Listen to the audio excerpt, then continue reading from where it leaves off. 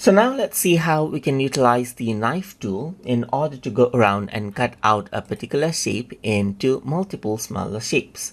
So for that, I'm going to go around and draw a shape right here and then fill it out with a color. And over here on the left hand side, you can see that knife tool is an option. So the third tool where you see the crop, you can click and hold to get the knife tool right here. So now once you go around onto the knife tool and this particular shape is selected, so let's just go around and select this shape. I'm going to go to the knife tool and simply go around and drag across right here, and you see a little cut right here, as you can see right here, the S node right here. If you were to click on it now, you can click and drag this cut part out right here, just like this, and resize it out right here.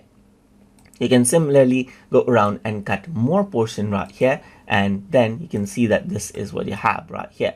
And then you can go around and move this part out right here, just like this. And this is how you can go ahead and utilize the knife tool right here, as you can see, just like this, to go around and separate out the pieces right here according to how you want right here, just like this. So this is still together, as you can see right here, and then this is what you have. And that is how you can go ahead and work around with the knife tool inside of Corel Draw.